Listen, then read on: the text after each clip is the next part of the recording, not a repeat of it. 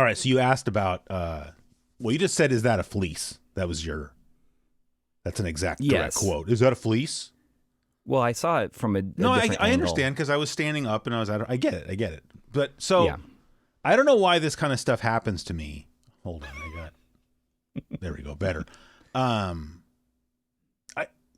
think I've brought this up before even, like with that photo enlargement stand that I used to use for the magazine read-throughs where I was specifically looking for something like that, and I went into a surplus store and there was one right at the front of the store, like right when I walked in, and I got it for $20. Like I have plenty. Oh, my copy of Gunstar Heroes. Like I just have this weird thing, right? So I needed a new just sweater. Like this is it's a hoodie, whatever hoodie, sweatshirt hoodie, right? I just needed a new something. With no drawstrings, right? Well, this one happens to not have drawstrings, yes. It's better than having one that's ruined. Right. One that does not have what's the little piece called? I forgot now. Okay. Sorry, I may interrupt you. Thankfully, I'm not doing a crossword puzzle today. It'll come to me before the show's over, I bet. Okay. Anyway, I needed a new one, and I was in Costco for some reason.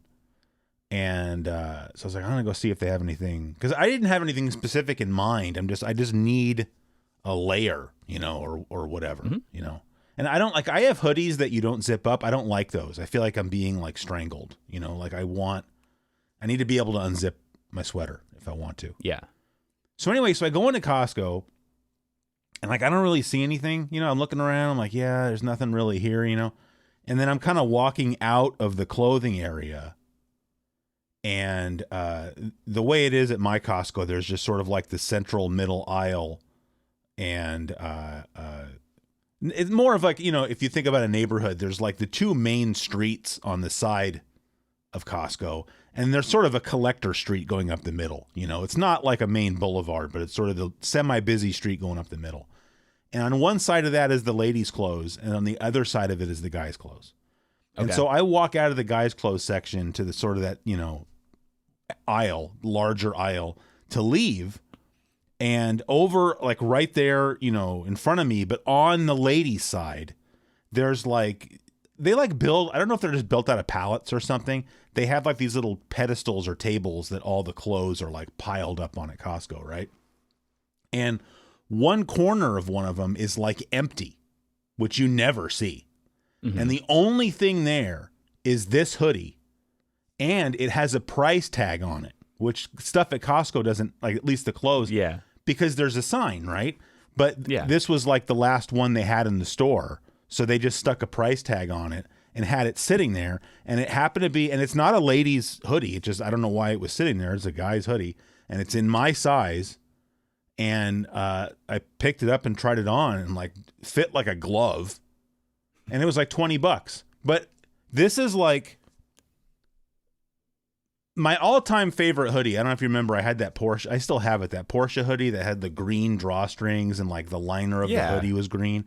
I wore that so much that I wore holes into the elbows. Oh, wow. Just from having my elbows on the table or whatever. Yeah. I still have it. I need to get it patched because other than that, it's fine. But yeah, that's my all-time favorite zip-up hoodie, right? But that was expensive, as you can imagine, right? Yeah. I would say this hoodie is every bit as good of quality. This is a very nice quality, garment. Mm-hmm. And it was $20.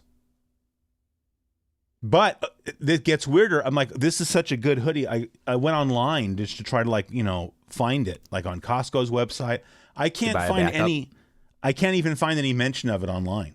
And it's a Costco brand hoodie, it's a Kirkland signature hoodie, but it doesn't have any branding on the outside. If you go online, they have you can, I don't know why, you can buy clothes now that are Costco branded, but it's in your face, a hoodie that says Kirkland signature 100 times on the front. Right. I am not enough of a Costco stan. If it said "Welcome to Costco, I love you." Well, you know what's funny is my Costco has a self-checkout now, and I always use the self-checkout. And when it's finished, it gives you the receipt, and the little robot lady goes, "Thank you for shopping at Costco." And in my mind, I always finish it with "I love you," even though that's not exactly the movie line, but it's just it would fit right in there. It would fit, and it would almost, I would have a lot of respect for Costco if they did that. Yeah, have a little sense of humor, you know? Yeah, you just like own it and have fun with it. Oh, the other thing, the last time I went to Costco, I finally, you can't beat the man or whatever, you can't fight the system. So you might as well join it. Well, no, I took, while I was at home, I got a little container and I put some sauerkraut in it and just brought it with me to Costco. And then I ordered my hot dog and I sat down and I put the sauerkraut on it myself. That's like, so that's a lot of that's some dedication. It's not. I just think Costco hot dogs are too like big and girthy. Like that needs toppings. It's like if you just put mustard on that, it's just like I'll put mustard on just a regular hot dog and it's fine. But something like that, it's something like a big hoagie roll. Like you need to put some stuff in there. But they got rid of all the stuff. So which whatever. Is weird. I want to BYOS. I'm bringing my own stuff. It doesn't have to BYOB. It's just I like BYOS. Yeah. That's good. I'm going to write that down. BYOSK. Bring your own sauerkraut. Or just it could be stuff. Oh yes. Anything. But it's you found that hoodie though sitting there. Yeah. I mean, let me ask you: do you believe in destiny? I'm just saying, I'm surprised that hoodie wasn't sitting there with like a beam of light coming down out of heaven. Yeah. That's what it felt like. And the process that it took to get there, like somebody else picked that up and then they changed their mind. Probably. And just set it there. Yeah. It was meant to be on this podcast. But it was right also, this very that second. was like the last one. And like usually, like I would say I'm just sort of an average sized guy, right? Like I'm however tall I am, I'm, mildly overweight like everybody, right? And so like my size always sells out first, right? Right. So like if they're only going to have one left, you'd think it would be either a small or like a double extra large. Like this is a size large, which is like the first thing to be like gone. So I don't know how that was the only one left in the store. So that's just an XL. No, this is an L. An L. Oh, okay. Yeah. Okay. I wear XL for t-shirts because I like loose-fitting t-shirts. I wear size large for like everything else. Yeah. I go back and forth. I mean, obviously, like I used to wear large like often, but now I'm like in this place of this limbo of, being heavier than I'd like to be. And you know what? Well, aren't we all? Yeah, but I feel like as though I was really proactive about everything. Like this summer, like I was out just being very active and moving around, and I did like lose weight just from being away from the house and just like being out and getting in my steps every day and stuff. Yeah.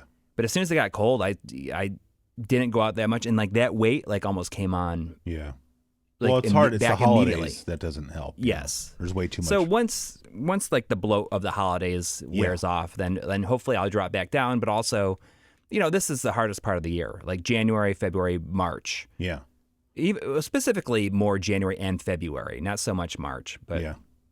which is dark and cold and depressing. Yeah. My wife and I are seriously considering buying like a exercise bike. Oh, okay. Like not a Peloton, but something in that vein. You should. Did I talk about my walking pad last time? Yeah, you did. Yeah. Okay. Yeah. And I just think like this. I know that today's like what? Today's like January 2nd. This is not some kind of like New Year's resolution thing. Like, I honestly think that I would enjoy having an exercise bike. Like, because I used to go ride my bike, 20, 30, 40, 50 miles out in the countryside. And that's nice to do on a nice day, but it's getting less and less safe because people out there are just getting, more and more the way they are. But, like I was telling my wife, I just feel like, I come home and I'll just like lay down or sit down and just like watch YouTube videos for like an hour. Mm-hmm. I would 100% just, like these exercise bikes come with a thing to stick a tablet on, right? Yeah. Like I would 100% just like, I'm going to stick my tablet in the holder thing, load up a playlist of golf sidekick videos and just sit there and just ride for like an hour. And I think I would really enjoy it. Like, I don't think that's because you're just watching it anyways. Like most exercise, I would say I would have to force myself. Like, I don't want to do that, but like, I like bicycle riding, Yeah. but I hate having to deal with the crazy people out there. But there's also a lot of rigmarole involved in like getting ready to go do that. Getting the bike out, getting it all, airing up the tires, putting on all your, BS cycling clothes. It's like too much. And so if there's just, and we have plenty of space in the house, we can throw that thing somewhere and just like, I'll just sit there, you listen to music or you watch YouTube videos and just pedal away. Listen to podcasts. Or what? Listen to podcasts. Yes. Although, I noticed with the last episode, I think we reached some sort of weird crossover point now where I think more people are watching this than are just listening to it.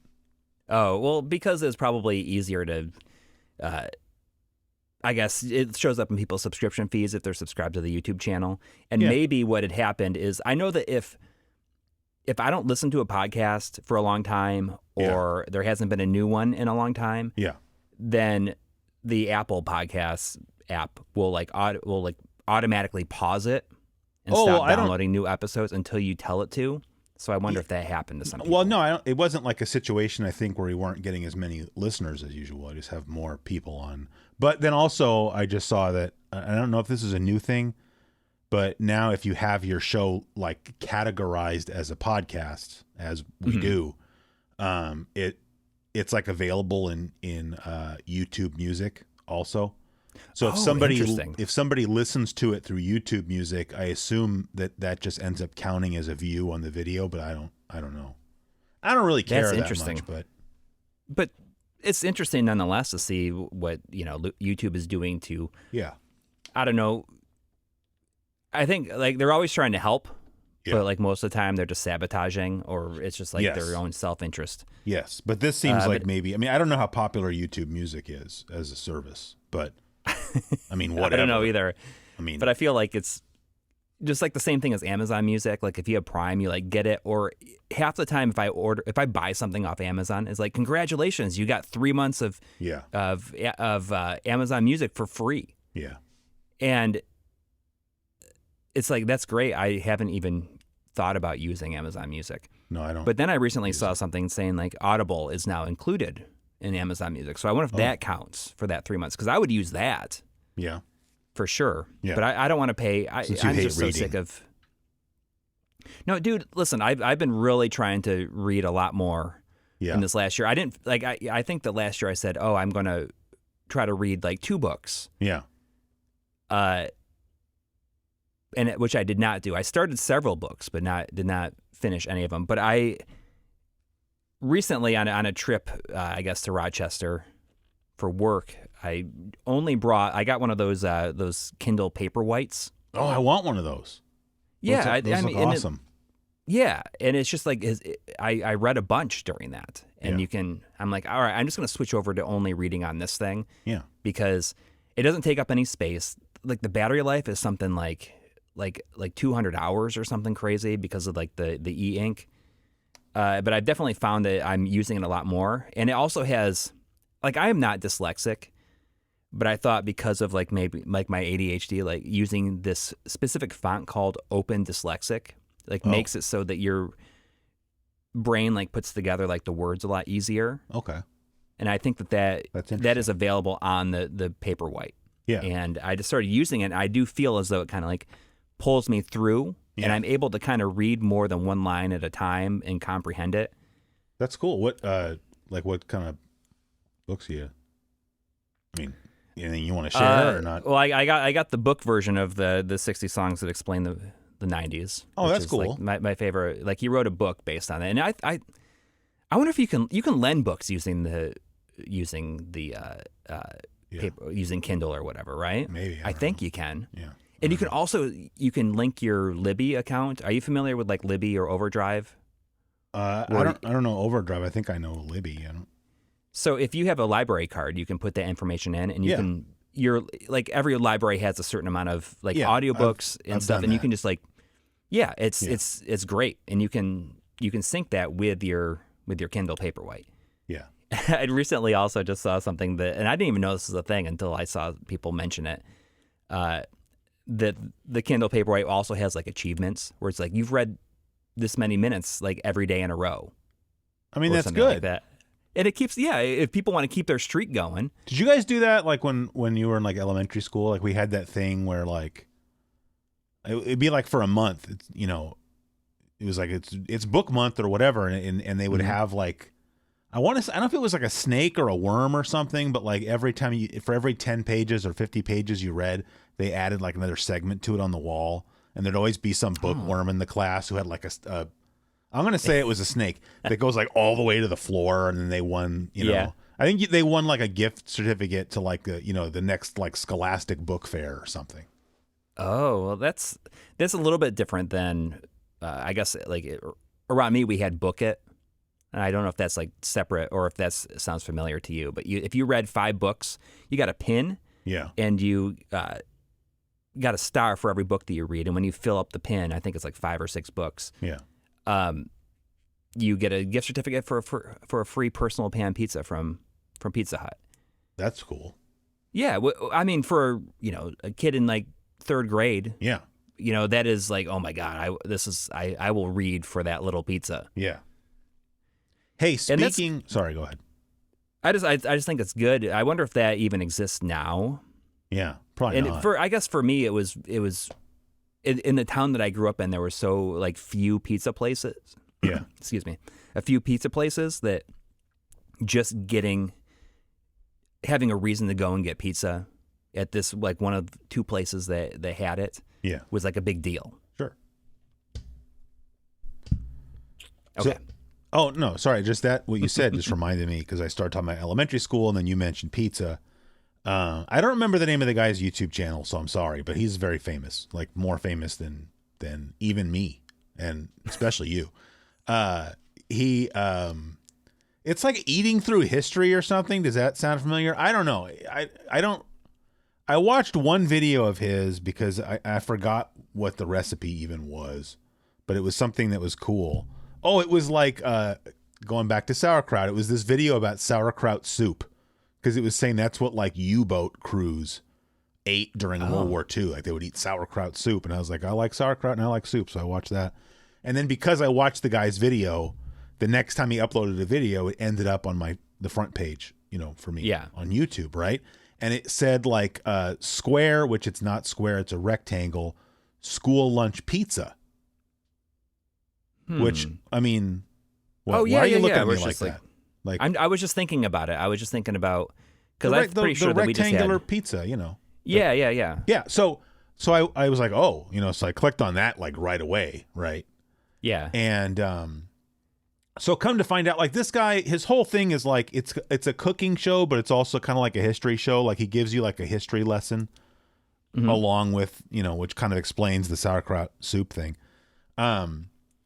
So he was kind of talking about the history of school lunches a little bit, and I didn't know that. I was very excited to find this out. Because first of all, it makes a lot of things make sense. But so apparently at some point, I think it was the USDA, I believe, that did this. Like somebody, like some department, let's just say in the federal government, wrote a cookbook and sent it out to like every school district in America. So that's why we can all, like everybody knows about the rectangular pizza, because we were all eating that because it was all like standardized, right? Right. So somebody at some point got their hands on a copy of this cookbook, scanned the entire thing, and it's up on the Internet Archive. So this guy actually followed the recipe and made the pizza.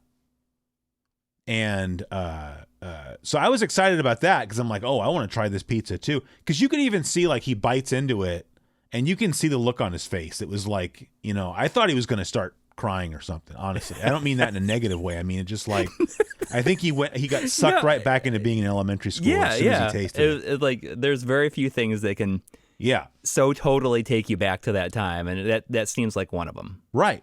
But I mean, and that was cool. But then I was like, I got to go get this, because I think he even put a link to it. He may or may, I don't know. Either way, I found it on the Internet Archive. And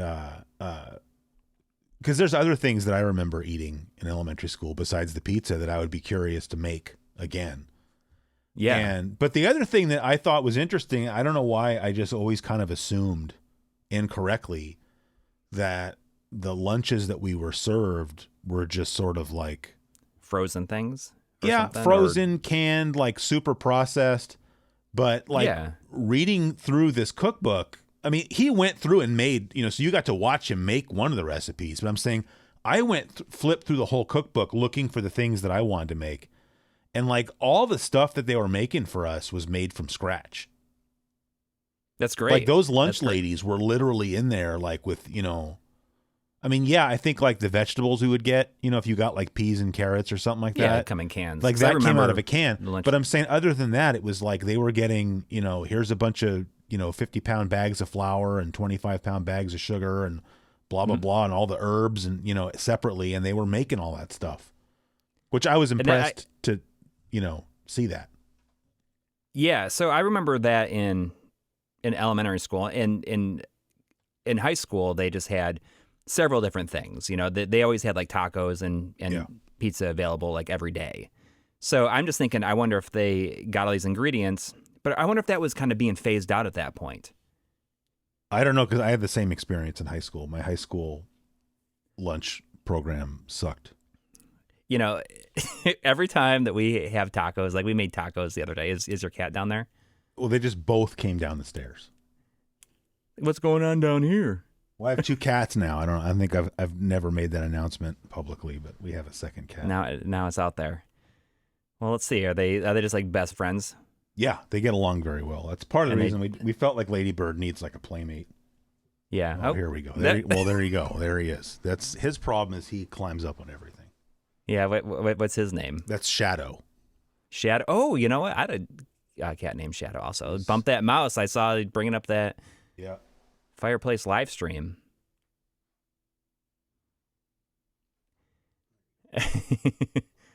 That's a big cat. He's a big one, yeah. Yeah. We have a cat that like looks almost exactly like that. And he's just gigantic. He just wanders around the neighborhood, and he's like friendly with everybody. His name is Frankie. Well, that's how he ended up with this. Oh, because he's just walking around. So I always laugh because he kind of looks like a panther. Like he's like big enough to be like a baby panther. And with Frankie, I can't help but just be like, talk to him in like a Brooklyn accent. Yeah. You gotta be like, "What's up there, Frank?" Yeah. "Hey, Frankie." Anyways, it's funny because you mentioned the school lunch. Yeah. Every time we have tacos, and we just had tacos the other night, I always like talk about this one kid that I graduated. I went all the way through school with. Yeah. He's a very quiet guy, but he like literally got tacos that they had every single day, like for the entire time from like from junior high, which was in the same building as the high school. So it was like from like 7th grade until 12th, like every single day. Like 6 years, basically, he ate tacos every day. Every single day. And his name was Dave, and everyone called him Taco Dave. I wonder if he still goes by that, I don't think they like you think he's his job, and he's like, "Hey, yeah, I'm Dave, but you can call me Taco Dave." Maybe. I don't know what happened to him. He's like one of the people that, for a relatively small class that I graduated with, like he's one of those people that just completely disappeared. Yeah. But yeah, I always mention Taco Dave on the at the dinner table whenever we're eating tacos. Well, I'll send you the link to that thing. Maybe I think there was tacos in there. Maybe that's the tacos. Maybe it is, and I would love to see that and try to make that. I mean, I want to make the pizza. There was like a spaghetti with meat sauce I really liked. There was chicken a la king. There was a turkey with gravy. Sloppy Joes. That's probably the main ones I want to check out. So this is actually kind of a perfect way to segue into this other thing that I was thinking about yesterday because my wife just got this, and I hadn't had it in probably decades. Oh. Well, yes, she does. She did get COVID as of like New Year's Eve. Yeah. But like in the days before, I don't know why she just thought about it, but she's like, "Oh, I want to get this," and then she got it, and I hadn't had it in decades, and it like immediately brought me back. Yeah. Is French onion dip, potato chip dip? Now, did you get? I'm just curious. I'm not judging. Did you buy where it's the container and the dip is already in there, or is it where it's like the powder and you have to mix it with sour cream? No. It's like the pre-made. Yeah, that stuff is super good. Super good. And what kind of chips were you dipping in it though? That's an important question. Ruffles. Okay. With ridges. Yes. Ruffles or wavy lays were the two answers we were looking for. Either one is acceptable. But it's funny because I hadn't thought about it in forever, and it's just in tasting it, it's like, oh my god, it's like tastes like grandma's house, like at the holidays. My grandma never had that. I wish. See, I always just remember it like at my grandma's house, and I had probably not had it in 20 years or more. I think they left. That's one of those things I can't, like, if I had in my house, if you brought me like, here's a whole bag of wavy lays and here's a container of French onion dip, I would literally just keep eating until I had a stomach ache. Yeah. Like that's the reason I don't buy those things, is like I have no self-control with that. Yeah, I could understand that, and I was definitely having a hard time stopping myself. So she had gotten like the more generic kind, because I feel like it's got to be like the generic kind. But then she got like another kind from Trader Joe's, which was fine too, but it wasn't like it was more like. Why wouldn't you just buy like the Frito-Lay one, like just standard? Because she goes to Trader Joe's all the time. I didn't even know Trader Joe's had that. Well, they do. Because all you need, if you just get a packet of French onion soup mix and some sour cream, and you can just mix them, and you're done. Yeah, I mean that seems. I want it in the container. Like there's something about that specific kind, like in the container. But it's just funny because I was just thinking about it last night. And I was like, I wonder when the last time Chris had this. I should bring it up on the podcast tomorrow. I mean, it's definitely been a while, but I would love to, I would tear some of that up right now. Next time you go out, you should just get some. Next time you're at the store. Yeah. Even though you'd eat the whole thing, what you should do is just put a little bit of it into a bowl. That doesn't work for me. It doesn't work. Because I know I could just go refill my bowl. Yeah. But whatever. I don't know. Like you should maybe I'll do that. Football playoffs are a couple weeks away. Maybe I'll do it then. That'd be kind of cool. Yeah, that'd be a good way to spend a Sunday, and have that be the only thing you eat all day. Yeah. Hey, speaking of food, which I know is like your least favorite subject, but because this just really annoys the crap out of me. I know I said last time I feel like I come on here and complain, but it's not. I don't feel like I'm complaining. I feel like I'm giving the relevant parties the opportunity to improve. Become the best version of yourself. Yes, that's very kind to specifically your, your desires. Well, yes, but I mean, I think as you'll hear, I don't think this is anything that's specific. This is just common sense, is what this is. So, let's say if you go to the store and you buy a box of Ritz crackers, like a standard size box of Ritz crackers, right? Mm-hmm. What do you get in there? You get 4 individually sealed stacks of Ritz crackers, right? Because that way, while you're working on one stack, the other 3 stacks maintain their freshness. Yeah, right. I prefer the term sleeve of crackers. Okay, that's fine. I like that better. Yeah, sleeve. All right. But then, as if that wasn't already good enough, some big brain over there at Ritz Corporation, I don't know who makes Ritz, probably Nabisco, got the idea to what if we give people smaller sleeves and more of them, right? Because now you can go and you can buy a box where you get 8 like half-size sleeves. They call them fresh stacks.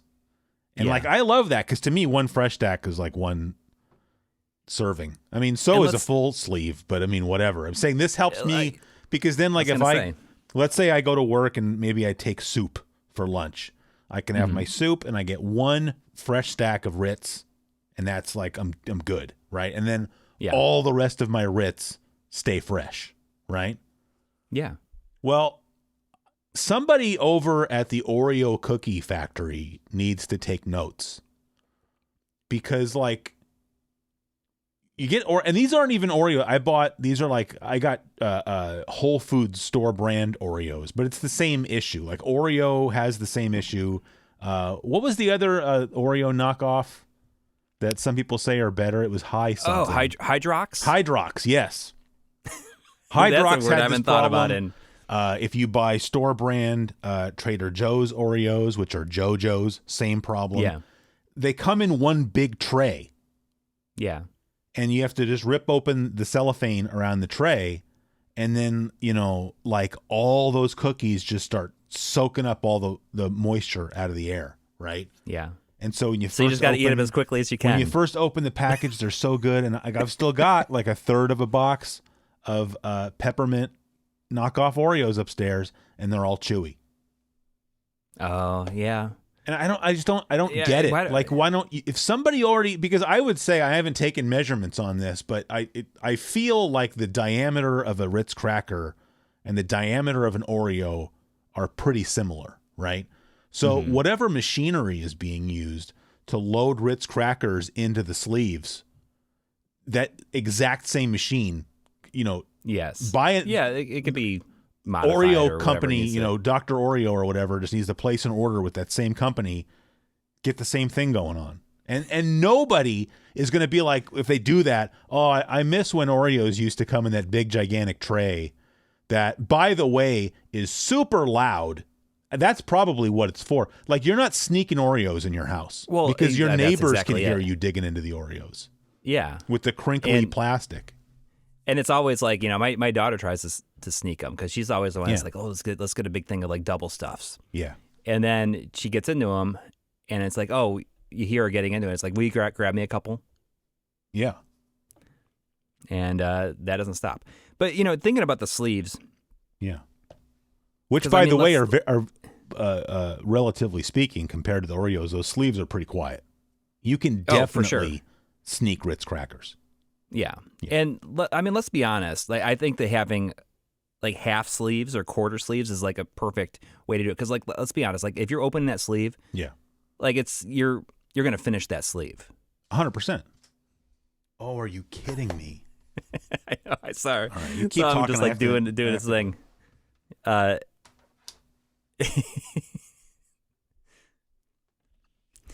yes, I had recently got into. I really like plain crackers, like saltine crackers. Really? Oh yeah. Up the stairs. But when we were on our trip to Yellowstone and stuff, we were doing all these we were stopped at a grocery store to get provisions for our camping van, right? And I'm like, oh, I'm gonna get like a big box of like saltine crackers. Why of all crackers would you pick saltines? Dude, I just love them. I just love them. They're just all right. Have you ever done the saltine cracker challenge? What is it, 7? I think it's like 6 or 7. Without having anything to drink or something like that, or at one time. I think it's like, it's like, well, no, you can choose how to do it, but I think it's like, can you eat 7 saltine crackers in like 30 seconds? And it's like physically impossible because it soaks all the saliva out of your mouth. Yeah, well, that's good though. Actually, it makes them last a little bit longer. There he is. He's like, "What's going on down here? Can I be on it?" Yeah. I mean, that's what he's saying. He's sneaking around like he's a panther. I think he's leaving. He's leaving now. All right, good. Like, you're not gonna play with me. Very distracting. But I got these crackers, and I'm like, oh, these are great. I love them. And which would you just get the standard like saltine? Or the like, not even, they don't have to be like the standard, like the premium, like the what's it, Nabisco premium. Like they're those are different than saltines, but they're the same thing, essentially. I just feel like that is the premium are like the default version of saltines now. Well, see, I like to go. We have a lot of Asian food stores around here. Mm-hmm. And I guess there's these versions. It's the same thing. I think they're the same kind of cracker, but a different brand. But they're called Sky Flakes. But they come in like this really cool container, but it's a lot. Like, for you, it's plenty. It's fine. But maybe for me, it's maybe more saltines than I'm ever going to eat. But yeah, I might buy some of those, and like I might just open it up and take out a sleeve for myself, and then send you the rest of them. Do it. I will absolutely eat those. I don't know. There's something about them that I feel is very easy just to like snack on. Well, let me ask you this then, though. What about like oyster crackers? Oh, I love oyster crackers, especially like 'Cause here. those are like more oyster crackers are big with like Cincinnati chili. Like Yeah. they always give you a bag, like a mini bag of like oyster crackers. I just when you think go that's to, like the more Skyline or like something. snackable version of, because it's the same stuff. Sure. Right? But you can just Sure. pop those like popcorn. Exactly, and Yeah. that's where they get you, because those don't come in a sleeve. That's They're where just like they a big. get you. I will just like get out a sleeve of saltines and just like that'll be it, you know. Yeah. But I got them, and you know, my daughter was like, "Why are you getting that?"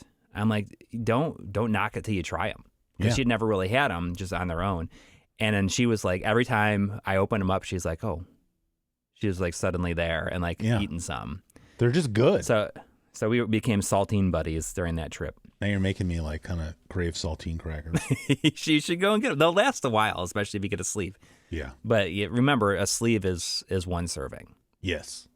You know, I just like a single like a giant sleeve of like 30 to 50 crackers is like, I don't know. Let's just like make it up. It's like 200 calories. Let's just say it's only 200 I calories. mean, there's no fat, No. right? It's just well, carbs. you can get the non-fat version of it, which is fine. Yeah. You know, Well, I don't I think mean, how much fat could the full fat version of saltines have? Like very little.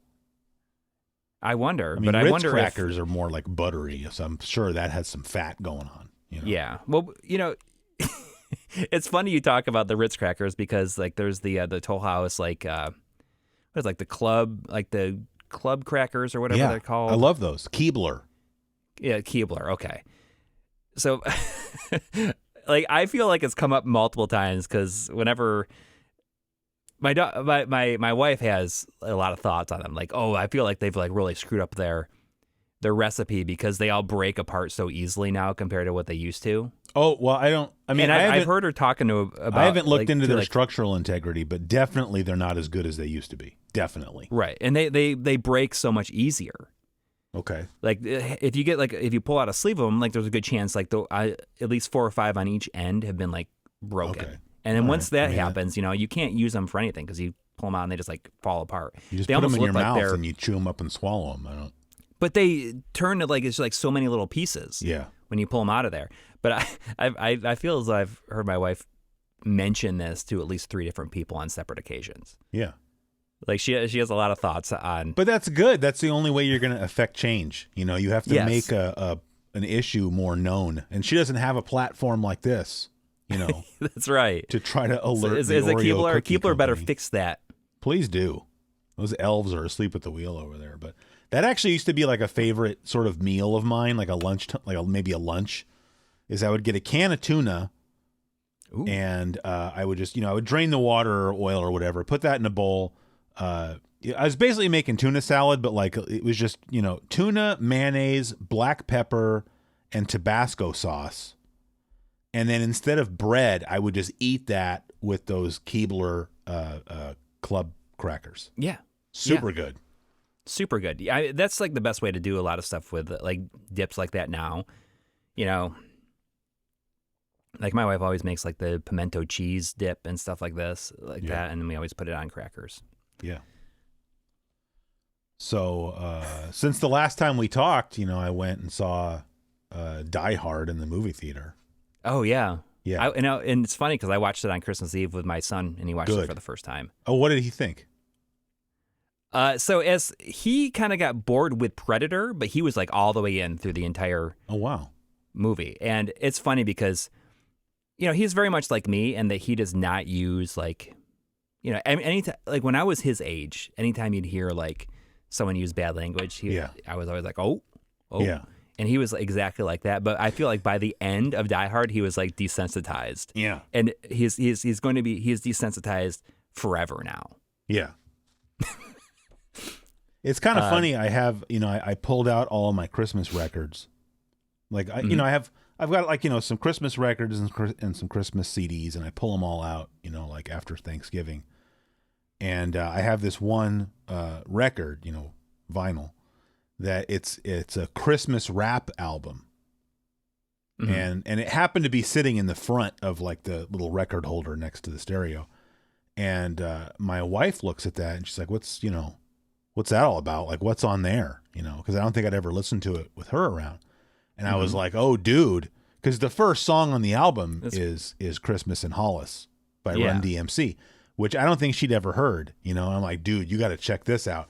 And so like we listened to it on the record, and then I told her, I said, because this was like maybe the day before we were going to go see Die Hard. And I said, at the beginning of the movie, when he's in the limo with Argyle and he says, you know, don't you have any Christmas music? And Argyle says like, man, this is Christmas music. I said, listen, it's this song, you know? Yeah. But then I told her, I said, you know, there's a really cool music video for this. And it actually has DMC's mom in it. Like that's his real mom in the video. Mm-hmm. And so I want to see that, you know. And so then I had to show her that too. So if you've never seen that, I know it's after Christmas now, but like, you know, during his, you know, the first half of the song is you know, Run's verse, and then the second is DMC's verse. Right.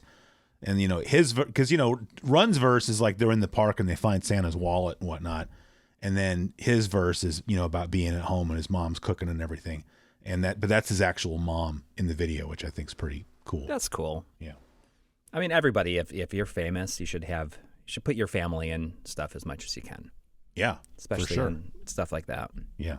That's cool. So, I mean, you watch that movie every year. I think Yes. the last time I had watched it was a couple of years back when we got hit with a pretty big snowstorm here, and I had to spend Christmas Eve into Christmas morning by myself. Yeah. Because like, you know, everyone else was at my in-laws, and they were supposed to come back that night, or I was supposed to go up there. I remember that. And yeah, and I think that was the last time I watched Die Hard. Yeah. I mean, it's a great movie, and I think that my son was like so into it because once it starts, it's like it's like what's going to happen next? Yeah. Like because it just seems like problems just keep on like getting piled on. Yeah. And even just like something simple, you know, it's like, oh, you know, like I was thinking about the part where, you know, he's like going out of the or going down the elevator shaft, and he's like trying to like get over to the other side, and he's like hanging by the gun. Oh yeah, the ventilation shaft. Yeah. Yeah. Yeah. And it's just like he gets over there, but it doesn't even help. No, you know, not really, like they're no. like immediately like looking for him up there. Yeah. And it's just, you know, every little thing that happens, you know, it's never enough. Yeah. You know, and it's just it's just a great movie. But he was like so into it, and that was like that whole elevator or the ventilation shaft part. He was just like kind of hiding because that's one of the most stressful parts about the entire movie. Definitely. Yeah. Yeah. Because if he missed that thing, he'd just like fall to his death. Yeah, for sure. And then the movie would be over. There wouldn't be a very good movie at that point if that was how it ended. But it was cool seeing it in the movie theater because, you know, it was at this point, like pretty much everybody has seen Die Hard, right? So you're seeing it in a theater full of people who all just love the movie. Yeah.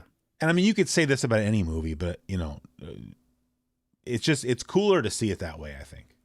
You know, it's like, yes, I could watch it at home for the umpteenth time, but instead going and seeing it in a movie theater with a bunch of other Die Hard fans. Although it was interesting because, like, you know, the guy that manages the movie theater came out before the movie started just to sort of say hi to everybody and thanks for coming. And he asked how many people in here have never seen Die Hard, and like quite a few hands went up. Really? And I was just like, man, like how do you even? Yeah, make it but through I'm life? almost like a little bit jealous. Like, man, you're gonna get to watch Die Hard for the very first time, like Christmas week, in this cool old movie theater with a bunch of Die Hard fans. Like, that's cool, in my opinion. Yeah, I don't even remember because I saw that movie in the movie theater when it came out. Yeah, but it was I don't feel like it came out during the Christmas season. I don't think so. I don't believe it did. I think that's one of the things that the you know, and I'm not going to engage with this argument anymore in my life, but the people who want to argue that it's not a Christmas movie, I believe, will point out that it came out like during the summer or whatever. So how can that be a Christmas? Whatever. But I just, you know, one of the things that struck me about that movie, I feel like, is how well written it is. Yeah. You know, there's no wasted dialogue in that movie. No, but I mean, there's a lot of comic relief in the movie, like, you know, like Paul Gleason, who plays, you know, Deputy Chief Dwayne T. Robinson. Yeah. And, who also played, was he the vice principal, I think, in Breakfast Club? Yeah. Same thing. Like, he has some of the best lines in that movie. Yeah, it's with the horns. Yeah. He has some of the best lines in that movie. He has some of the best lines in Die Hard. My favorite line in Die Hard is, "We're going to need a couple more FBI guys, I guess." Yeah, because the one guy is, and I never even thought about it. It's like the one FBI guy is the guy from, I don't know what his name is. Yeah. But he was one of the Fratelli brothers in The Goonies. Yep, that's right. And I agree. I don't know his name either, but yes, he's one of the Fratelli brothers, yeah. And, it's funny because I never even made that connection until my wife was like, oh, that's one of the guys from The Goonies. Yeah. But even like, speaking of the FBI, you have like these little moments of like ridiculosity in the movie, right? Where it's like, I'm Agent Johnson. This is Special Agent Johnson. No relation. Like, what's that even for? But it's just funny, Yeah, yeah. And it almost feels ad-libbed, but the fact that, I don't think that anybody could ad-lib something like that and have it work. Yeah. Like, it just, it had to have been written. The guy, I'm gonna say PG&E. I guess he would be a PG&E guy, but the guy down in the manhole when the FBI guys come over there and say he has to shut off the grid, Yeah. That's a stand-up comic named Rick Dukeman, and he was in The Hunt for October, which is one of my favorite movies. He was like the helicopter pilot that was talking about, he was eating a Snickers bar while Alec Baldwin's in the back, wanting to puke, talking about like, oh, this is nothing. We went through something a couple of years ago, I puked into my lap and my co-pilot barfed all over the radio. It was a good scene. But then he was also in The Burbs. Oh, okay. Where that was a much larger role. He was one of the main guys in The Burbs. That's one of those movies that I have not seen in ages, and I feel like I would go back to it, and it's probably aged very well. Like, it's probably a lot better than I remember it being. Yeah. Because I feel like when it came out, it was a big, like, everyone talked about it like being terrible. I mean, I don't. But I love it. It's become something else. If somebody said years. they thought that movie was awful, I wouldn't really argue. It's just like, if you either like that kind of humor or you don't. Yeah. But I do wonder, like, I should rewatch it. Yeah. But so speaking of that movie theater, so we didn't get to go for scheduling reasons. We were supposed to go last Saturday, whatever day that was, like the 28th or something. They were showing the original one. Is it it's the original Batman movie, right? The 89 Batman. That's the first Batman movie, is it not? Well, there was Batman the movie with Adam West, but I don't know. Oh, if there that was a ever movie. came out I in theater. didn't know that. That's the one where he's carrying the bomb. Okay, I used to watch that. I used to watch the Adam West TV show, but I didn't know there was ever a movie. Okay, so then there was a movie, but it may have been a made-for-TV movie. I can't tell you for sure. I don't know if that came out in theaters. All right, well then, just to be clear, I'm talking about the 1989 Nicholson Keaton Batman, Kim Basinger, etc. Anyway, we're supposed to go see that. We didn't get to go see it, but I'm pretty excited. This Saturday, double feature, and you only pay it's the same price. You're getting two movies for the price of one: Top Gun and then Top Gun Maverick. Oh, okay. Because I haven't seen Top Gun Maverick yet. You haven't? Holy cow! Because I remember we great. went to the movies in like 2019. I forgot what we saw, and there was a preview for Top, and I had no idea that movie was coming out. And I watched the preview. I told my wife, I'm like, dude, we're going to go see that movie. But it was like coming summer of 2020. And then, of course, that didn't happen because of COVID. They delayed it a year. Yeah. And then we ended up just never getting it. So I still have not seen it.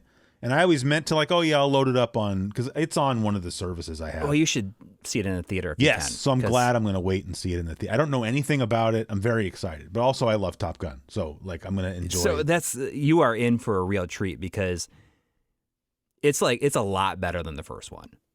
I don't know how you can say that because the first one is so awesome. Wait till you see it. All right. Well, I think it is a lot better than the first one because I hadn't seen the first one in a long time, and I saw this when I saw the second one. I went back and watched the first one. I'm like, it's kind of like a whole lot of nothing happens in this movie. Kind of. It's just them like fighting with each other. Yeah. And then it's like almost at the end they got to say like, oh, we got to have some sort of like weird conflict where there's, like where there's potential that these characters like could die. Yeah. It's really just them training and like talking shit to each other most of the time. Yeah, it's still a pretty good movie. It is, yes, but the second one is just very, very good. I think that you're in for a surprise that you're going to say, well, I can't believe I waited this long to not see it. Yeah. Or to see it. And when you do, you're going to be like, I kind of feel like this is better than the first one. It's very good. It is very good. And it's helps a lot because you know that he is in these planes for real. And that's why I think it's worth seeing in the theater because, just seeing like his reaction to a lot of this stuff. Yeah. I think that is half the reason why people go and see Tom Cruise movies as it is at this point, to see what kind of like crazy stunt he's going to do. I don't know. I don't do that. I would never want to be in a room alone with Tom Cruise, but I enjoy his movies a lot. So. Exactly. It's very much a situation where, I guess like separating, the art from the artist. Yeah. In a way, right. so. Right. What else do I have on my list? Kind of exciting. I don't know. I thought this was cool. I've mentioned this guy before on the show. There's this guy that hangs out in the Discord, my Discord, Josh. Mm-hmm. And, he was like, he doesn't really work on it anymore. He used to have like a website where he would write, article, like video game related articles, or he would do walkthroughs and stuff like that. And, it was kind of because of him that I ended up playing all the way through, Castlevania 2, which, everybody likes to poop all over that game. But, he kind of had an article that's sort of like in defense of this game. And then he also had like a walkthrough, and, I ended up playing through the whole game and I really liked it. I think he has a similar article about Zelda 2, but I don't like, I already think Zelda 2 is awesome. So I didn't, but I know a lot of people like to poop all over that game. I think there was one other one that he did that for, but anyway, he mentioned, like a month ago or something, I guess he has like a yearly tradition that like every Christmas he plays all the way through, Final Fantasy Mystic Quest. Oh, okay. And I'd never played it. Like I've had a copy of that game like forever and just never played it. And I don't like, I guess I just have a general sense. Like I know that a lot of people are very critical of that game. Like I've never really read any it's just journalistic reviews, but I don't really spend time, listening to people complain about it either. So, but I just felt, he just, and wasn't even really trying to defend, whether it's good or not. He's just like, he just thought it's like a cozy game. He likes to play it every Christmas. Right. It's like a cozy little game. And I'm like, well, Did he say how long it's supposed to be? Is it like less than 20 hours? It's got to be less than 20 hours. I mean, I just to see how long it was, I didn't watch it. I looked up, there's a YouTube channel I watch called Nintendo Complete, where he does complete play. It's like complete, no commentary playthroughs of games.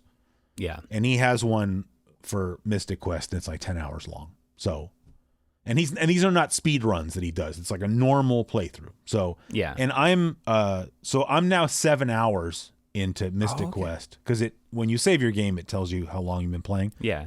And there's like 4 crystals that you have to recover, and I've got 3 of them. So I would say that the whole 10-hour thing is tracking pretty well. That's a great amount of time. See, I actually started playing that on the Analog Pocket, I think, a couple years ago. Well, it's funny because I'm playing it on my Anbernic. So. I like the color of that. Yeah, did they send you one of these? Since they send you everything. One, but I'm saying this model, the 40XXV. Yes. This is my all-time favorite Anbernic device. So okay, if yours is just sitting around, but I really like that blue. It's indigo, actually. Either way, I mean, I put MUOS. Is it because it's Mustard OS? So is it MUOS? I don't know how you're supposed to pronounce it. I call it MUOS. Okay, whatever. I put that on here. Much better. I know you don't like customizing your handhelds, but I use it. I have it on here. All right. What do you got there? On this one. Oh yeah. This is my I always just. I forgot you have that one, so maybe you don't need to worry about this one. But I really like this, and I put Mustard OS on there. Anyway, great. But I'm not here to talk about the Anbernic device. It's just to say that so far, I guess I understand. Like, I think if somebody just bought it because it's a Final Fantasy game and had certain expectations for it, I could see where they would be upset. But I'm enjoying it quite a bit. Like I wouldn't do it with no expectations. Like to me, it plays more like a cross between a Final Fantasy game and like a Legend of Zelda kind of game. It's more of an adventure game, less of a role playing game. But I mean, it's good. Is it great? Maybe not. But I'm enjoying myself, cozy. and it's 10 hours long, and I'm 47, and I don't have time to play full length role playing games at this point in my life. You know? Yeah, I don't see any problem with that. I think that the 10-hour runtime makes me want to play it more. Right. Like you could reasonably finish that. Yeah. Playing it before bed every night for a week. But also, so recently I just, speaking of like playing things before bed, I just got one of those, even though people like really hated them, I got one of those PlayStation Portal devices. I don't really. Are you familiar? It just uses streaming from your PS5. You can just like play it on this portable device. So this thing has a screen integrated into it. It's like a handheld. Yes, but it only streams from your system. It doesn't store anything. So you got that sounds pretty cool to me, I have to say. So everyone like really crapped on it because you can't go anywhere with it. I mean you can, but you got to connect to like Wi-Fi. But who really does that? Like I don't, it's like your buddy over there, Retro Game Core, is always talking about, oh, this is pocketable. You can put it here. You can put it. I don't take my portable systems anywhere. It's so that I can sit in a chair and just have a portable. Yes. And I don't see people out in public playing their little. Everybody's playing these at home. So I'm saying that's a stupid. Or they're playing it in hotel rooms when they're traveling. Well, can you now? Or on the airplane. Okay, or but you can't do that then with the PlayStation Portable. You're saying.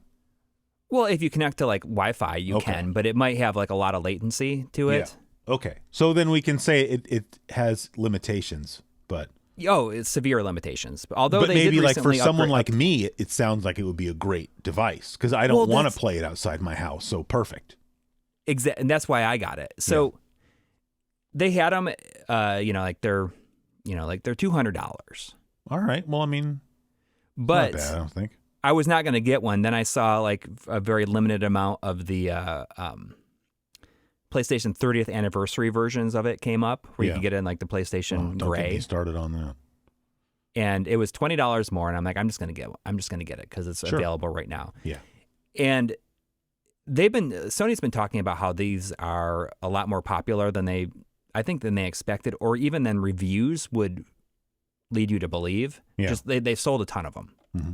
And I think it's just because I've been using mine because like I can go up and like play in bed, or I can play in the living room while everyone else is like hanging out. Like we can be around people and like, hey, this is the perfect time to like, I don't know, just grind in an RPG or something like that.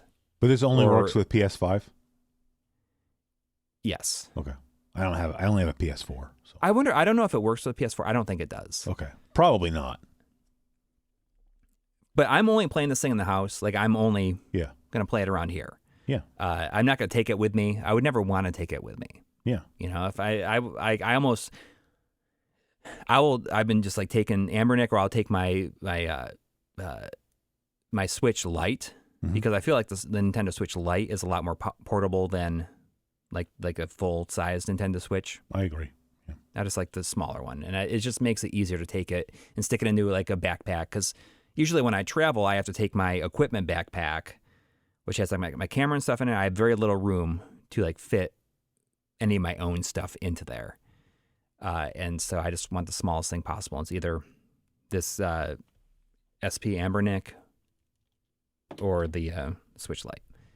Even like the Steam Deck is too big for me to like pull out and play anywhere. Those are pretty big, yeah. But yeah, I mean, just playing the Portal like in my house, like not having to be chained to this chair. Yeah. And I guess there's people not having to be chained like, to his lazy boy. Exactly. Like it's the 1700s or something. But you know what?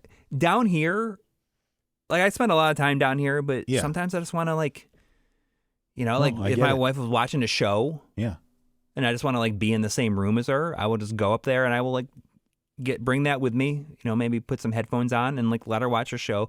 We just like do our own things, but Yeah.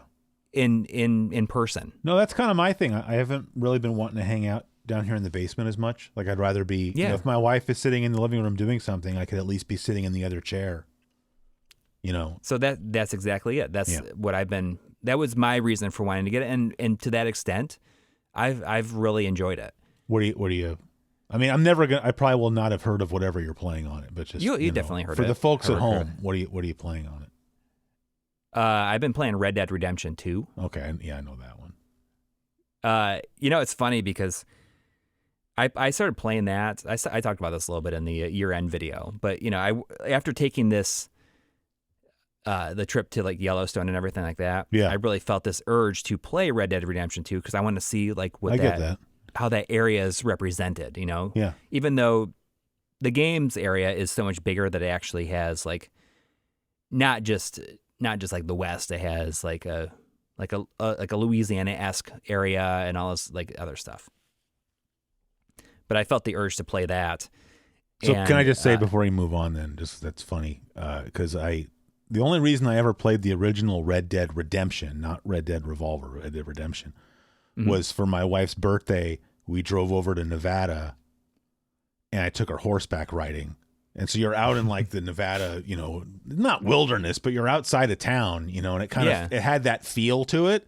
And that made me, I was literally on the horse. I was like, you know, when I get home, I'm going to download Red Dead Redemption. So it was like the same thought process. Anyway, that's it. Well, I'm just going to say like, you should get it for like PS4.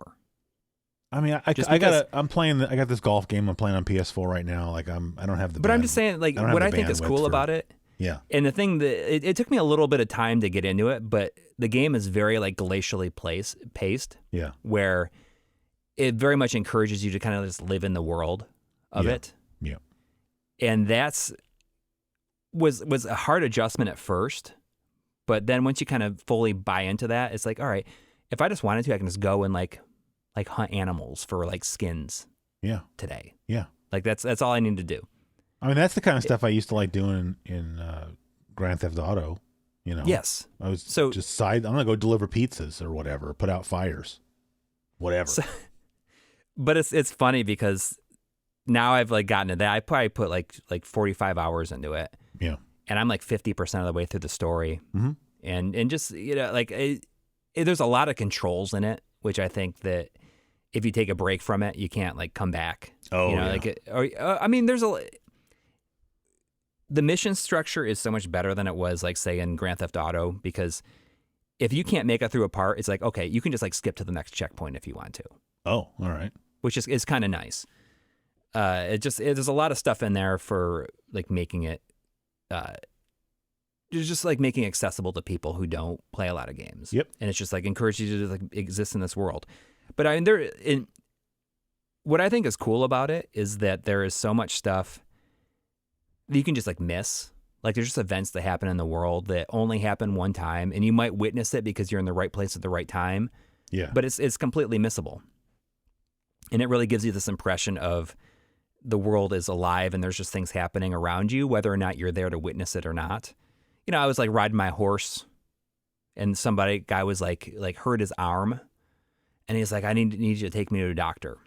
And I could either just keep on going, but I chose to take him to the doctor. Or you could have shot him. Or I could have shot him. Yeah. I'm just throwing that out there. You know, you could have put him out of his misery also. Yes. But when that happened, like I took him to the doctor, and I could have just like laid him there and walked him in there, laid him down in the chair at the doctor and like leave, because he's like, all right, you can go now. Yeah. But I chose to like just stay there and like watch what happened. Yeah. And from that point, if you just stay there, like you see him like talking to the guy, and then he like has to amputate his arm. Oh my God. And you like see him like give him some sedative and like knocks him out, and then he like amputates his arm. Holy crap. Banches it up, and he throws it into like a trash can, and he's just like, oh, like starts smoking a cigarette. And I feel like all that stuff is like happens. Yeah. But you don't have to be there to see it. That's insane levels of detail. Yeah. And see, now you're making me want to check this. Not because I want to see some guy get his arm cut off, but just I want to see that level of like NPC activity.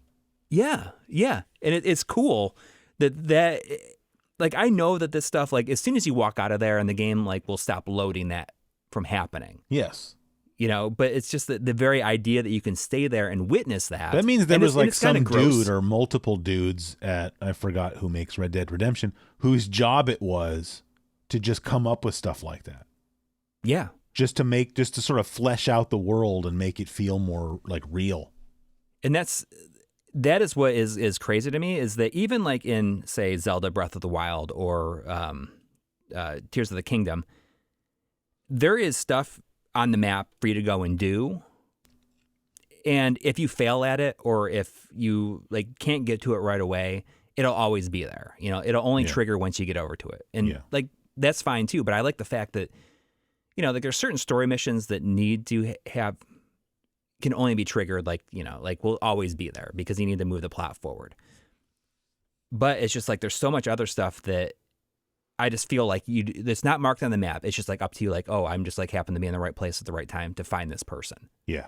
Yeah. And it gives it this really unique feel of just like being like truly existing without you, whether or not you're there to see it or not. And yeah, it's I think you should check it out, because I think that I'll check it out. It's a big commitment, but I mean, you can probably get it now for $20. It's not about the money. It's just I'm busy playing a golf game on there.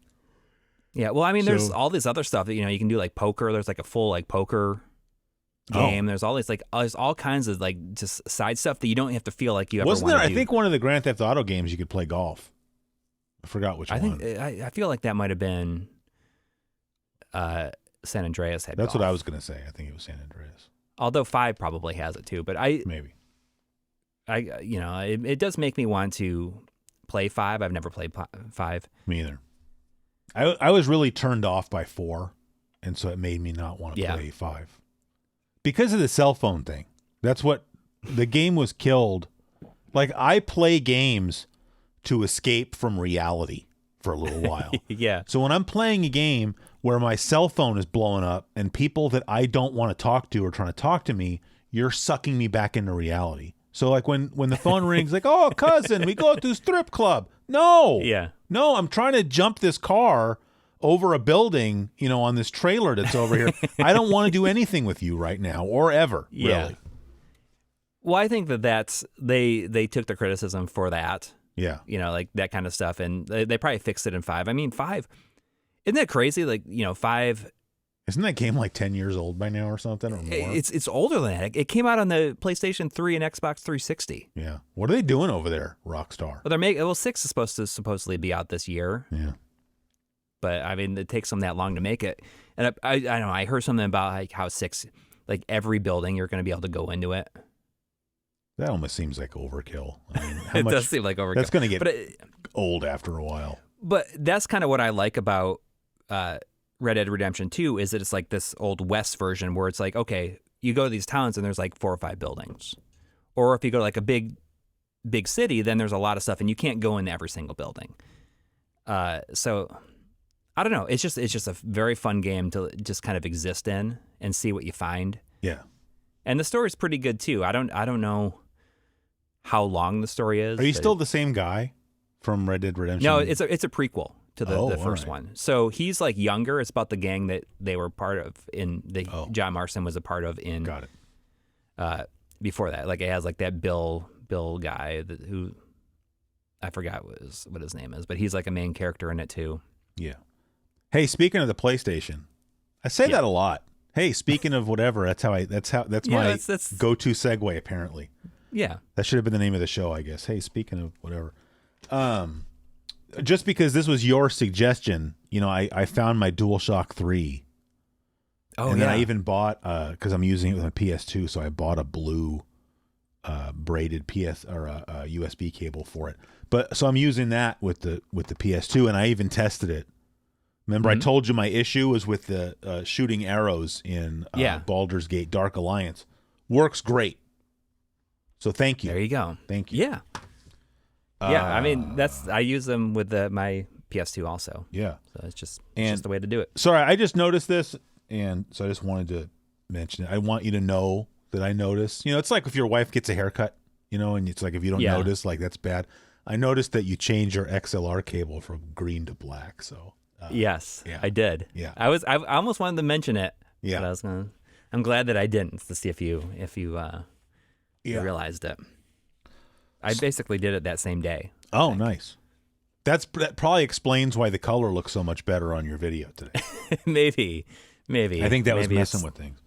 So I don't have anything else on my list. I don't know what you got, but I was also going to say we have a couple emails to go through. Oh, I bet we haven't done those in a super long time. Yeah. Well, but I want to just talk about really quick because I want to get your recommendations. Yes, please do, because that gives me a chance to do this. So plus I love giving people my recommendations. Because of playing Red Dead Redemption 2, and then when I was on Christmas Eve when I was at my in-laws, like my father-in-law was watching Hang 'Em High. Oh. This is like a Clint Eastwood Western. And I was wondering if you have any particular ones that you would like to recommend, because I found myself kind of just getting into it because of Red Dead Redemption 2, and also because of the trip that I took this summer. Well, I mean, have you seen So I've never seen Good, Bad, and Ugly, or like the what is it, the Man in Black trilogy, or Man with No Name trilogy? Is that what it is? I think that's what it's. I was trying to think of the name of the trilogy. Yeah, you should watch those. But even if you're only going to watch one, just watch The Good, the Bad, and the Ugly, because that movie is awesome. Like that should be top of your list. Is that the first one? I don't even remember. Is he playing the same character? It's not. No, it's not. I don't think it's not even the same character. It's just like the same type of character. I think.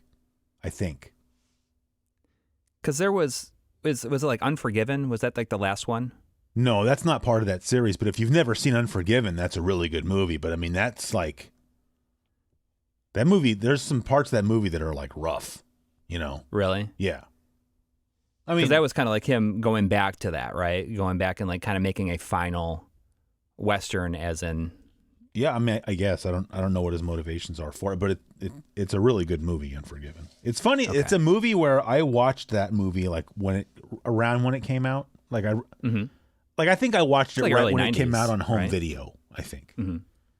And so I would have been a teenager, and I watched it and I really didn't like it. Like, I didn't get it, like, at all, right? And so I just thought, like, well, that's what was the point of all that? And then I didn't watch it for, like, I don't know, 20-plus years. And I went back and I watched it again, and I was like, holy crap, that's such a good movie. I was just too young to appreciate it, You didn't have the world experience to understand what it was really about. Okay. I mean, I don't know if I mentioned this on here, but it's a fistful of dollars, a few dollars more, and The Good, the Bad, and the Ugly. That's the three movies. Okay. There's this is not part of the trilogy, but there's The Outlaw Josie Wales. That's a cool movie. Okay. Have you ever seen? Well, you can watch either one. Have you ever seen True Grit? You can watch the original. I mean, all these I've never seen. I've never show though, right? You what? Was that like a show or no? Or is True Grit only a movie? I mean, if maybe it was a show. I don't know anything about that. I only know it as a movie. There was the True Grit movie with John Wayne. Okay. I'm trying to remember I don't know. But anyway, the Coen brothers remade it with. Oh, right. That's it. With what's his face? The dude. Jeff. Why can't I think of his name? I don't know. Me either. Because I keep wanting to say Jeff Daniels, and that's the wrong guy. So I keep wanting to say Jeff Goldblum, and I know that's really not the right one. But anyway, that's a really from Tron and everything. Yeah. Why can't I? Whatever. Jeff Bridges. Yes, Jeff Bridges. That's a really good. Olga and I went and saw that in the movie theater just because I love the Coen brothers. But True Grit, that version of True Grit is awesome. And it's funny because sometimes when I watch a movie afterwards, I like to read reviews of it just to see what other people thought. Hang on one second. Yeah. What? I was playing Java Minecraft, and I pressed multiplayer, and it's like asking me like Microsoft security measure, and it's like I don't know what it is. Okay, well I can't do it right now, but I can look at it. Hey, do you want to come over here really quick and give your give a 5-sentence review of Die Hard? Oh yeah. Come here. Chris, were you asking what he thought about Die Hard? Yeah, so your dad mentioned that you just watched Die Hard for the first time. So if you can What are your thoughts on the movie? That somehow this guy just literally took out an entire like gang of terrorists. That's true. By yeah. himself. Yeah, by himself. Yeah. Well, And he was literally on vacation. yeah. I assume you've seen Home Alone. Have you seen Home Yes. Alone? Yes. So if you think about it, Home Alone and Die Hard are kind of the same movie. It's like Yeah. Die Hard's like the adult version of Home Alone. Basically. Yeah. Well, I'm glad you liked it. You know, there's a Die Hard 2. Yeah, and there's like 5 others. Well, you should try to, the first 3 are worth watching. Yeah, you should Yeah. try to get your dad to watch Die Hard 2 with you. You should watch Die Hard too. Yeah, I'm okay with that. Yeah.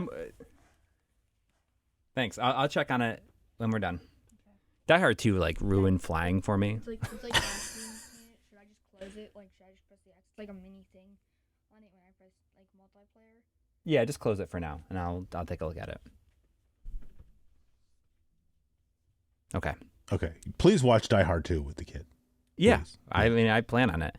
Oh, so And 3. I broke our rule because it was driving me nuts. But we got interrupted. It was the girl that was in True Grit, the original True Grit, was the mother in Better Off Dead. Oh. Yeah, with the French Yeah. fries, It's been a long time since I've seen that. That's the John Cusack movie, right? Right, yeah. But I have not seen that version, but I think John Wayne won an Oscar for that. But I just love the Coen brothers version. And that's what I was saying was like I was reading like reviews of the movie afterwards, and some people were critical. Matt Damon is also in that movie. And yeah. Some people were critical, like, oh, that was a bad casting choice, or he wasn't good, or whatever. I thought Matt Damon was hilarious in that movie. So that's one of my favorite Matt Damon roles. So really, I'll watch that. I'm gonna put that on a list here. It's funny. I don't know if I mentioned it on here, but I've never seen Tombstone either, which is oh well, you should horrible. Definitely But watch. I've not seen that. That's one of the most quotable movies of all time. Yeah, yeah. I feel like we talked about that on here and how I've not probably seen it. have, But yeah. Okay, so we're looking at like probably a year's worth of emails. Oh, at this point. Don't worry, it's only like 2. Oh, okay. Once we People we stop don't uploading, like- people are like, I don't Well, wanna there's send 3 emails, but one of them I read because it's not a question; it's just more of a comment, really. What? I sent you a picture of Okay, I'll look at it later. These Okay. kids, So I had meant, and I forgot. Maybe it was because of cameras. I forgot. Like on the last episode, I was complaining about hobbies that get affected by scalping or whatever. Where like it. Yes. So this guy Nathan wrote in and he said in the last episode, Coury made a comment wondering if there's any hobby left that isn't ruined by resellers. And he goes on to mention collecting Blu-rays and then also ultra high definition Blu-rays. And I think that's a good point. Cause like for me, like CDs, like I still buy tons of CDs because CDs are still dirt cheap. You can a used copy of some album from the 80s on vinyl now is like $20 something, and the CD Right. is still like $4. But same thing here, and especially when I think trying to watch movies is becoming more and more of a headache, right? Because now rental stores are gone, and sometimes it's hard to find movies on streaming services. If you're looking for something to get into, collecting wise, collecting movies not a bad option. Yes, that's very true, and especially, I don't know. I don't know if we've done an episode since I got like an ultra UHD Blu-ray player. Did we talk about this? I know we talked about it. I don't remember if it was on the show or not. Yeah, and I'm only just buying the movies that I like know that I love on there, and I guess it'll be interesting to see what the future holds because a lot of people are not making them anymore. Yeah, they're especially with like, was it like LG is like no longer making players, mm-hmm. everything's just gonna switch over to streaming. And what's interesting is if you watch like a UHD, the quality of the picture is like so much better. Yeah. And you don't even realize it until you do. So a few months ago, I went to see like that the new Alien film, Alien Covenant. Yeah. No, Alien Covenant was like the old one. Romulus, Alien Romulus. And because of that, like I'd bought the UHD of the first Alien, which I hadn't seen in a very long time. Yeah.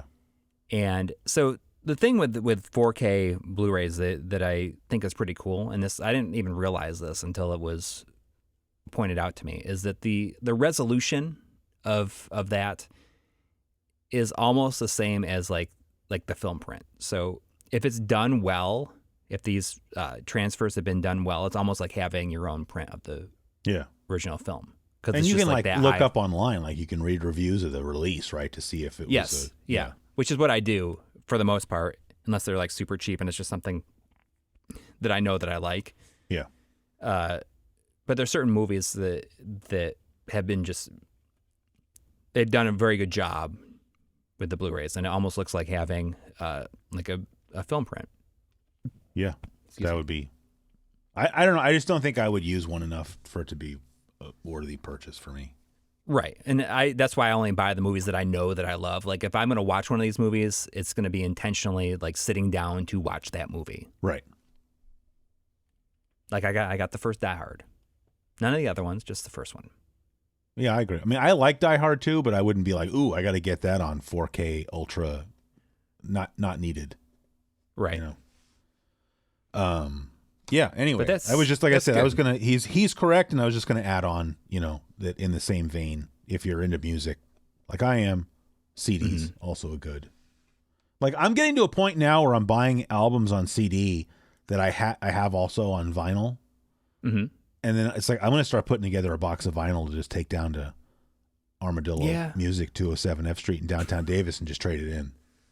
I just don't. I could. I'm kind of over it. It was fun until everybody got into it, and now it's just like, oh, now, 6-7 years ago I could get this for $2.99 on vinyl, and now it's 20 something. Yeah. I mean, I have like all of Weird Al's albums on vinyl, and some of them still have the price tags on them from when I bought them at a record store in downtown Sac for like $2.99 a piece. And recently, I went into Armadillo, and they had his first album was like up on the wall. That's where they, if anybody that goes record shopping, the stuff on the wall is where the expensive stuff goes. Yeah, and it was like $45. Jeez, and I'm like, for what? Like they didn't press 1 million copies of that? Anyway. I'm going to take the kids to see. Weird Al is playing here. Dude. I think in October. Have you ever seen him live before? No, but I think that excellent. Like me and like puts a on bunch an of the other excellent parents. show. Yeah. You'll definitely enjoy yourself. And it's real close to my house. Yeah. But I think that I'm going to take the kids, and like there's other parents, like other parent friends are going to take their kids, and we're all going to go together. Yeah, that's going to be awesome. Yeah. All right, so this one is back from, this is a year old, basically. This is from January 20th of 2024. This is from Jason. He says, I've been a fan of both your shows for a few years. Question for Chris. Have you ever seen the movie Real Genius? It's one of my favorites, and Coury had mentioned it to you on the podcast a while back. It'd be fun to hear you guys talk about it. Another lesser-known Val Kilmer movie from that era is Top Secret, which is also worth a watch. I have not yet seen Real Genius, but oh my god! But you know what's interesting is that just came up for me a few days ago because I've been putting together a playlist so that I can make a mixtape of saying esoteric is going too far, but like, and I know you don't like it when I use big words. You told me that offline, but like I want a mixtape of 80s movie songs, but like not all the obvious stuff. You know what I'm saying? Like not like Ghostbusters and Danger Zone or like all the music from all the John Hughes movies. Like that's all just a little too on the nose, you know? So speaking of Real Genius, it's like by a big 80s performer, but it's not like a big song. Yeah. and it's in the movie Real Genius, is One Night Love Affair by Bryan Adams. Okay, I don't like Bryan Adams, so I don't probably. But it's a great song. Okay, it's a good song, and it's probably my favorite song by him. But for sure, when I was doing a bunch of research, trying to look for some cool songs, I remember Real Genius came up, but it wasn't for that song because my Bryan Adams alarm would have gone off. Yeah, Summer of '69 is like one of the worst songs ever written. This is like so much song. better than that. And then there was the song from Robin Hood, Prince of Thieves. Can't stand that song. I get it. It's a better song. God, Bryan Adams. But sucks like so you need bad. to watch Real Genius. It is like it's one of my favorite movies, and all right. It's one of the like few movies that I remember my dad recommending to me, and like he loved it. Yeah. All right. Well, let's make a deal then. Between now and the next episode, I'm going to let you pick. You watch either True Grit, The Good, the Bad, and the Ugly, or Unforgiven. Okay. And I'll watch Real Genius. Deal. Okay. See, I'm letting you even pick. That's very magnanimous of me. Sorry. What? Sorry. Don't use those big words. Well, you got upset the other day when I called you a Philistine, and you're like, I don't know what that is. And I was like, all right, sorry. What are you talking about? Yeah. You're like, if you're going to insult me, at least use words that I know. And There's I was I'm sorry. Listen. There's a in the video that we did on gaming on CRTs. There's a whole section at the beginning of that movie about people calling us Philistines in our scalar videos. Oh. So I addressed that like right at the beginning of the You were like, video. Philistine, I'm not even religious. And I was like, no, dude, that's not. It's incorrect. Anyway. Okay, we got one more. Hey, this one is from a friend of my show. I don't know if he's a friend of your show or not. Andrew. I don't like giving people's last names. Well, he signs off Retro Andrew. So Retro Andy. Okay. So he does he has a website called Retro Gamer Randomness. Oh, okay. Yeah. You're talking about I mean, I don't know if you talk about Andy Park. Yeah. Andrew Park. Yes. I don't like saying people's last names. Those Mega Drive games that I showed you that I bought. Yeah. I bought them from him. Oh, is he local to you? No. Oh. He has a Facebook group. Oh, that's funny. I don't. They're upstairs. I bought a bunch of Mega Drive. I think you and I both bought some of his Mega Drive games at the same time. And he sent you a loose copy of Puyo Puyo for the Genesis. Did. How do you know? He's because going around telling people that now? Well, no. Well, then I sent the guy a loose copy of Puyo Puyo. I told him that I got the package, and I was like, "Oh, thanks for the loose copy of Puyo Puyo." He's like, "Funny story." Yeah. Chris bought some stuff, and I sent him one too because I got like 5 of these cartridges in like a lot that I bought. Yeah. So I just been giving them to everybody who has been buying these. Well, he sent. So I bought 2 separate. We did 2 separate transactions. I don't know how else to put it. The Puyo Puyo, that was like a month or 2 ago. And then this last one I got from him, I forgot what I got from him, but he sent me, I don't know which album it is. He sent me a Neutral Milk Hotel album. Oh, okay. Is it like the Arrow Plane Over the Sea or something like that? I don't remember the name of it. Because that's like their big one. Maybe that's the one then. I don't know. I haven't listened. I need to listen to it. I told him I was going to listen to it, and I just haven't gotten around. I'm going to, though. Like, I'm very appreciative of that. I just hadn't gotten around. That's if it's like the aeroplane over the sea, it's something like that. And I feel like that is it's like an indie classic. Yeah, like a lot of people will go back to that and say. I'm curious to check it out. If you like the Shins and stuff like that, it's very like know. Yeah. Okay. Well, anyway, bulky almost. Speaking of Andy, he sent us an email. I don't know if I mentioned that already, but okay. And I have it open in front of me. All right. It says, "Hey, Chris and Coury, I have kind of a wild question for you. So buckle up." Wild. When I entered my 40s, I had a pronounced revelation that I truly have no F's to give anymore about many things. Boy, this is getting dark. I kind of feel now that I'm at the halfway point, I guess between birth and death. My energy and concern is limited, and I have earned the right to pick and choose what to be concerned with. I do have a wife and 2 teens, so much of my energy is preemptively consumed before my free time even begins. If you had the power to stop time for the world around you so that everything stops except for what you do, would you? What would you choose to do, and would you feel guilty? So is that like a superpower where I can be like, look, I just want to play PGA Tour 2K23 for like 2 hours without being interrupted. Right. I'm just going to like stop time for 2 hours. Is that what he's saying? Because if so, no, I wouldn't. Why would you feel guilty about that? Sounds awesome. Yeah, I feel the same way. If I could stop it, I would definitely play probably not. like this wall of video games and just be like, hey, Yeah. I'm gonna. And if you didn't feel like, if you didn't like become more tired like you would over progressing time or Yeah. become bored, Yeah. I mean, I would do it like every day. Yeah. You know, just go in there and I'd probably like it'd probably be a schedule. I'd be like, I'm going to stop time for 4 hours every morning so that I can work on my show before work. I Yeah, wish, and like, I don't know if it'd be possible. You know, I don't know how powerful I am. Like, can I stop time for like everybody except me and you? And then that way we could record, you know, without it. Like all the things we talk about, like, oh, if I had more time, I'd, you know, do this and do that. Like if you could just stop time, be like, oh yeah, Thursdays, my 4 hour stop time block on Thursdays, I spend 2 hours learning Japanese. like honestly, I would this abuse sounds like the crap it sounds like out of the, that, it sounds I like think. the best superpower. Could you imagine you're sitting at the movie theater watching the movie, you got to take a leak, you just stop And you time gotta and just get up and go pee. Yes. Hey, speaking of that. I mean, it sounds like the best superpower. Yes. I always think about that, like, you know, because most people's superpowers are things that are stupid, I think. Yeah. That sounds like an incredibly useful superpower. Like, I don't want to see through some chick's clothes. Being able to fly would be like, okay, it would get old. Like, I don't want to be immortal.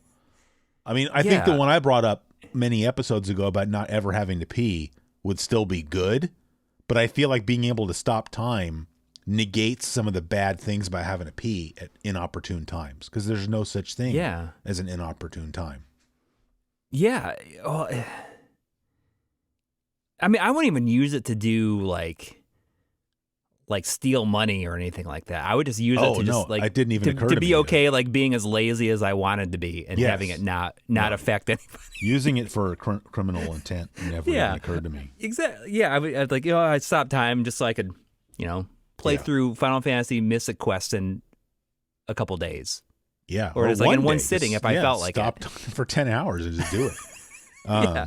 And then it's like no time has passed, and then you can like talk about that experience anyways. Yeah. Yeah. Hey, yeah, yesterday when I stopped time, like you didn't realize you were frozen for 10 hours. I was playing Final Fantasy Mystic Quest. I don't know if I would tell anybody that. I don't know if I would, because they would always like think like, what are you getting up to? Yeah. During this like you time. could stop time and then go like, I'd keep it a I'm not secret. going to say that on the show, but you could do whatever. Hey, so that just reminded me though, the thing about peeing. This has nothing to do with peeing actually, but when I went to the movie theater and saw, and I don't know if they do this for every movie. I guess I'll find out on Saturday when I go see Top Gun. They did this thing for Die Hard where at the snack bar in the lobby of the movie theater, they have like just an old TV, like an old CRT TV set up, and they have a VCR, like an actual VCR is it hooked synced up to it. with the movie? Yeah. So at the same time they started Die Hard in the theater, they pressed play on the tape so that if you got up to go get more popcorn, you could just be in line still watching the movie. I thought that was... That's brilliant. Yeah.